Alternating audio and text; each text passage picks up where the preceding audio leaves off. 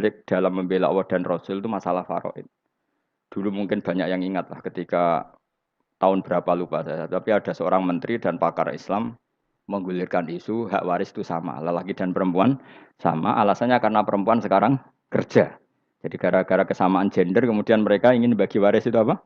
Sama lidzakari bisul hadil unsain itu ditentang. Gerakan itu pernah menguat, termasuk yang bisa dengan tanda kutip bisa menghentikan gerakan itu termasuk itu saya. Yang punya pikiran gitu tak parani, tak tantang begini. Saya bilang gini, Anda ngomong ini itu karena pinter apa karena tren? Tak tanya, ya karena pinter. Saya ini kan orangnya keren, punya kepangkatan jos lah. Ya kepangkatan jos, kepangkatan dunia, maksudnya cara pangeran bojos ora ya ora. Cara ukuran dunia itu jos lah. Tak tanya, saya itu Pak Ba, termasuk yang setuju gerakan kesamaan gender. Dulu kan lelaki perempuan itu beda sekali karena lelaki kerja perempuan enggak. Sekarang sama-sama kerja maka warisnya harus sama. Terus saya tanya gini, lalu penyebab warisan itu kerja apa lelaki? Dia jawab kerja. Dia nggak ngerti kalau ngadepin saya. Saya ini kan orang alim yang biasa belajar mantek. Dia ini roh nak aku ngalim. Sembrono ya jadi ini. Ketika tak tanya gini, lalu misalnya saya punya anak, yang anak saya putri itu direktur BUMN atau direktur bank atau direktur PT besar. Kemudian anak lelaki saya idiot, goblok. Warisannya dikasihkan siapa? Kalau kerja adalah alasan dapat warisan, berarti anak saya perempuan itu yang dapat warisan dong. Anak saya lelaki kan idiot, nggak kerja.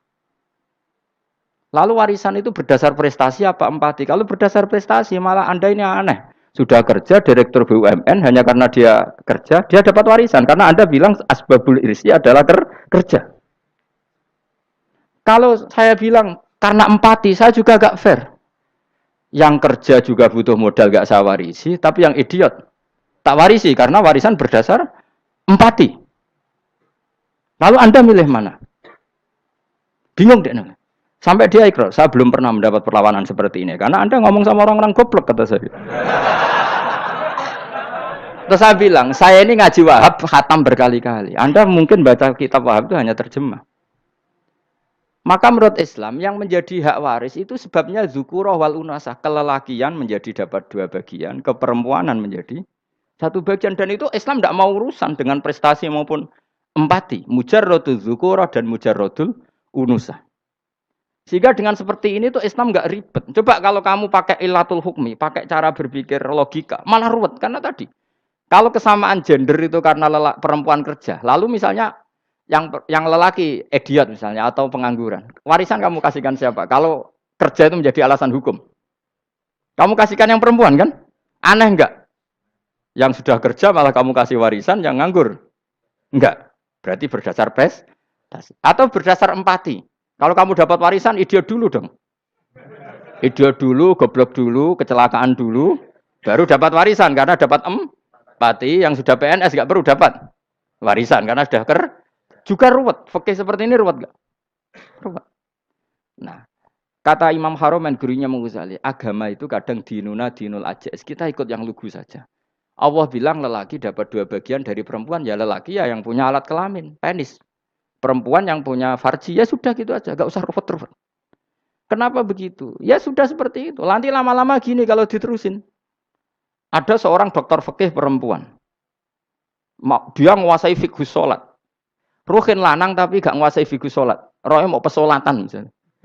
Lalu yang jadi imam siapa kalau berdasar prestasi? Perempuan dong, karena dia doktoral fikih sholat. Dia menguasai aneh-anehnya sholat. Goro ibu masaili sholat dia menguasai. Sementara Rukin takoi sholat itu apa Rukin? Pokoknya ini gugus ngadeg terus lugu, terus ngadeg male, apa?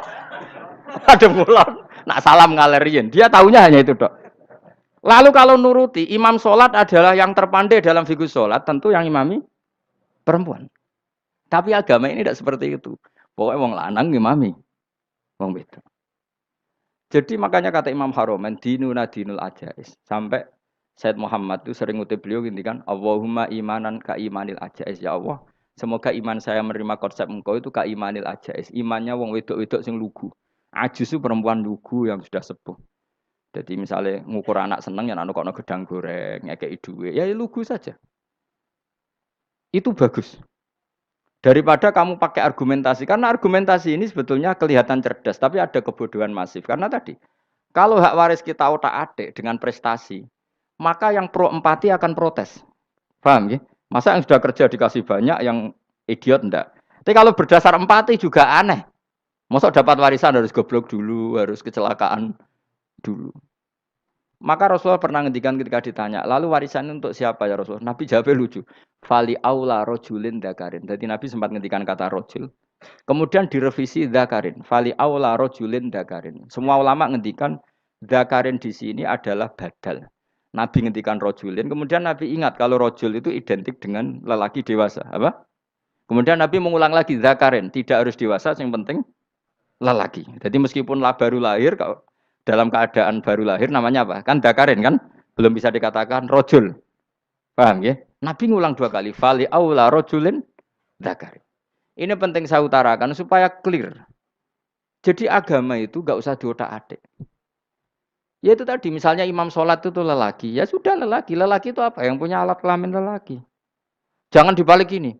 Yang dikatakan lelaki itu orang kuat. Jika meskipun perempuan kalau kuat, misalnya perempuan anggota poluan, lelakinya cemen, idiot, maka imamnya perempuan gitu. Karena makna lelaki adalah kuat. Ini keruwetan. Jadi agama itu tidak seperti itu. Nah sekarang kembali ke pilihan. Yang dikatakan pilihan itu orang hebat. Apa yang dipilih? Apa berdasar definisi? Apa berdasar kehendak yang milih? Lo kok mulai do pinter, tumben. Tumben do pinter. Alam raya ini milik Allah. Dan semua di alam raya ini milik Allah. Maka dipilih tidak dipilih itu terserah yang punya apa terserah kita. Apa terserah kriteria, apa terserah definisi.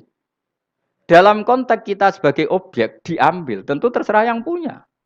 Kemudian Allah bilang, orang-orang itu saya pilih. Nah kalau milihnya Allah berdasar kepunyaan, tentu Allah boleh dong memilih orang yang sebetulnya berstatus dolim. Ya tapi ya tetap dia dolim, tapi ya tetap dipilih. Kenapa ya? Karena Allah yang punya. Saya misalnya orang kaya, boleh nggak punya HP buruk? Boleh kan? Terserah saya. Saya orang kaya, beli HP mahal, medium, dan paling buruk. Boleh enggak? Boleh, saya yang punya. Enggak boleh, Gus, ini orang kaya harus beli HP yang mahal. Yang bilang harus siapa? Nah, kegoblokan kita ini seperti ini. Nak wong sugih HP ini kudu larang. Nak wong alim kudu bojone ayu. Sing kudu darani kudu ayu ku sapa? Nak maji jalan yang dumdu swarga. Lho kudu ku sing swargane mbam tapi kudu. Nah, kita ini sering berpikir ngatur Tuhan.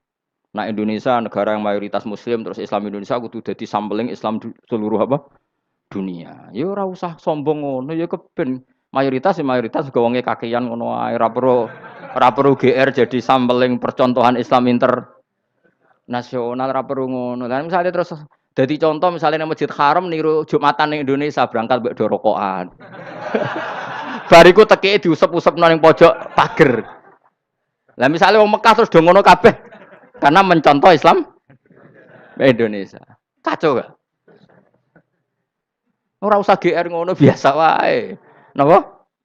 Biasa wae. Terus misalnya mencontoh Islam Indonesia, Indonesia nak ziarah Wali Songo terus tahlilan nunggu nganti setengah jam.